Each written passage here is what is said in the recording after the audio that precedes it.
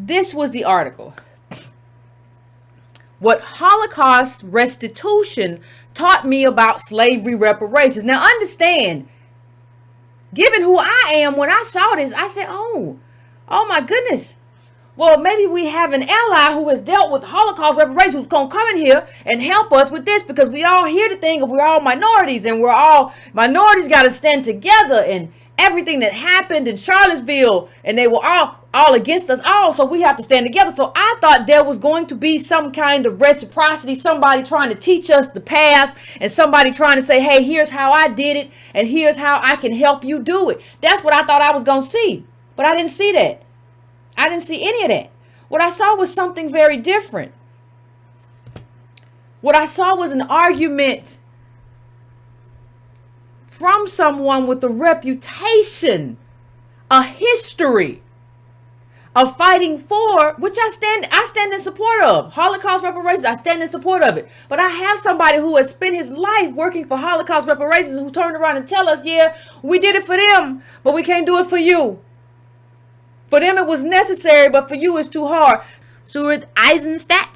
Would you not expect somebody who wrote that, who wrote how you painstakingly went to a grueling process to make sure that the victims of the Holocaust and their heirs got justice? Would you not expect that person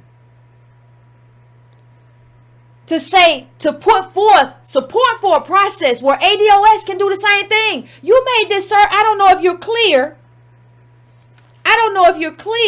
But you made this your life's work. You made this your life's work.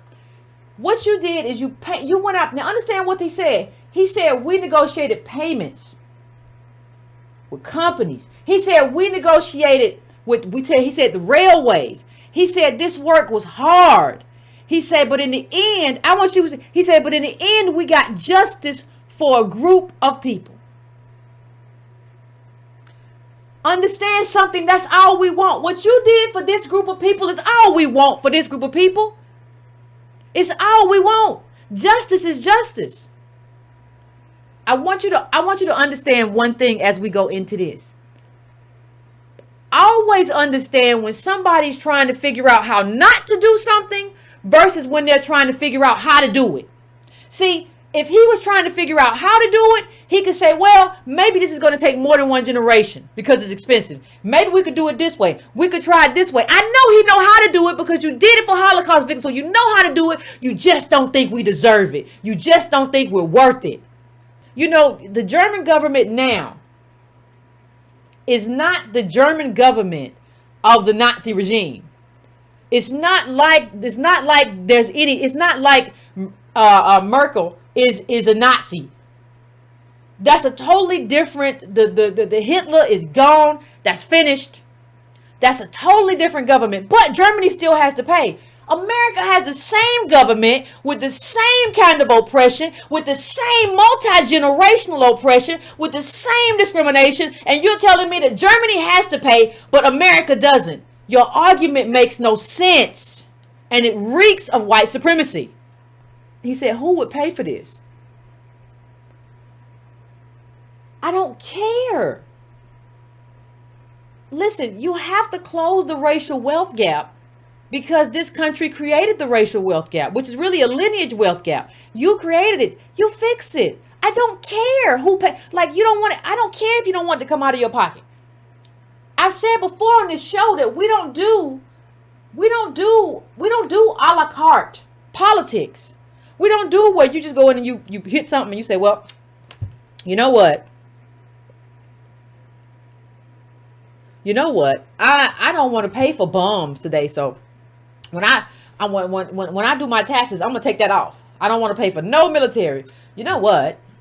I don't want to pay for subsidies for farmers. I don't want to pay for that. I don't want to do it. When I do I'm going to take that off. Take that off. It's not a restaurant, sir. A country has to pay its debts. And this is an unpaid debt. Now, we can negotiate how long it's going to take you to pay it. We can negotiate how we're going to do it. I know you know how to do it. We can do all of that. What we can't do and what we're not going to do is act like there isn't a debt owed. What we not gonna do is act like it's just too hard. You know, it's too hard and there's so much monies. The monies, I don't know about the monies. You print the monies, make more monies. If you read the article, he said, you know, the slave masters didn't keep good records. The slave masters didn't keep good records. So there's no way to know who was a slave. This is when I know you're being disingenuous. Let me tell you something. For a very long time, up until around 1965, the Immigration Act it was mostly just white people and ADOS, right? That's who it was. We had the Immigration Act 1965, and then we had a deluge of immigrants black immigrants post-19 with Ronald Reagan at the beginning, right? So if you are not a black immigrant to this country, which is fairly recent, for the most part, if you are not, then we know where you come from. Do you understand that you are running around?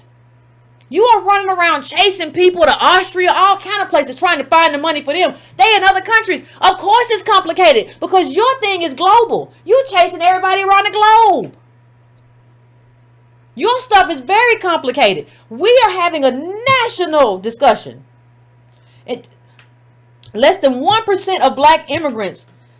There was less than 1% of black immigrants, according to the Smithsonian, prior to 1965. Less than 1%. So that means if you can trace your lineage back generations, and we can do it, and the government can do it, and most of us already know if we got a grandmama or granddaddy here. We might not know it on both sides, but we know it. You know it. We all know it. We got sharecropping stories, everything. It's the most uncomplicated thing you can do. You know why? Because we're not scattered around the planet either. ADOS, we right here because we really ain't got the money to be scattered nowhere. You ain't got to chase us. It ain't be like, well, there's a lot of them. There's a lot of them. There's a lot of them in Israel. And there's a lot of them in Switzerland. And there's a lot of them over here in Sweden. There's a lot of them in America. We got to find them everywhere. That's not our case. We don't have a globalized group. Our group is still right here. Heck, half of them still live. All of us, half of ADOS, we live where our people pick cotton at. You ain't gotta work hard to find us, sir. And there was something else he said in the article. He said something to Cynthia. He said, you know, another thing is reparations doesn't poll high. He said reparations doesn't poll very high, and so it can't happen because most people are opposed to it. Well, first of all, I don't know. I really like to see how many Germans were in favor of reparations for the Jewish community, or whether or not you just did that because it was the right thing to do because of justice. Listen, either you're on the side of justice or you are not. Either you're working for justice or you are not. Ain't no in between. And let me just say this, when you talk about polls, there are some interesting polls to look at from the past. When Martin Luther King Jr. was killed, he was less popular than Donald Trump is today. That was written in 2018. So I'm just pointing out to tell you, like, justice is justice. I don't have to point to the poll. So this is why you don't live your life based on a poll. This is why you live your life based on a justice and collective uplift. You don't live your life, and nobody, if you tell me that you want what's best for ADOS, you don't live your life based on polls. I don't care. Don't call yourself a white ally if you're talking about, well, most people don't want to do it. I don't care. And let me tell you something. If I were around after the Holocaust, I would have said, yeah, you owe them money. You owe them something for what happened to them. And I wouldn't have cared then because I'm that person. That's who I am. That's who I am, and that's who everybody should be, but everybody's not like that. This is the most consequential discussion about reparations since Reconstruction. Listen, you either focused on justice or you ain't. That's it. There is no in between. There is no, well, I'm kind of. There is no, well, it's hard. You didn't say it was hard over there, so don't come over here talking about how it's hard. Because over there you was fine. And over here all of a sudden you got problems. Over here you're confused. Over there you was doing all kind of complex global payments and making it happen and making it work. And you were going all over the world to do stuff. But over here all of a sudden you don't know. Over here you don't know what to do. Over here with ADOS you're confused. You don't know whether to wind your butt or scratch your watch. Okay. But that says more about you and who you are and what you think of us and what you're willing to pay for us and how invested you are in us. You didn't even come and say, listen, I need reparations to be multi-generational because of the cost. We can talk about that. We can have a conversation. You didn't say that. You said it can't happen. Then you went and you started talking about how everything has to come through equality. Everything has to come through equality. With this in mind, there are better ways to promote the healing of this country needs than a formal reparations program. More feasible and urgent would be committing the nation to reducing inequality in income and wealth by making targeted and thoughtful investments to lift up both low. What he's basically saying is you don't get nothing. I'm not closing. He said, I'm not committed to closing the racial wealth gap. I'm committed to giving money, giving your reparations to everybody. Now notice he didn't tell Holocaust victims to do this at all.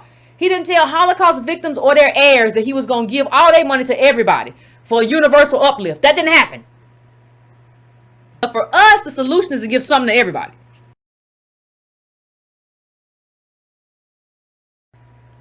I want you to understand one thing as we go into this. Always understand when somebody's trying to figure out how not to do something versus when they're trying to figure out how to do it. I know he know how to do it because you did it for Holocaust victims, so you know how to do it. You just don't think we deserve it. You just don't think we're worth it. Hitler is gone. That's finished. That's a totally different government, but Germany still has to pay. America has the same government with the same kind of oppression, with the same multi-generational oppression, with the same discrimination, and you're telling me that Germany has to pay, but America doesn't. Your argument makes no sense, and it reeks of white supremacy. Understand something, that's all we want. What you did for this group of people is all we want for this group of people. It's all we want. Justice is justice.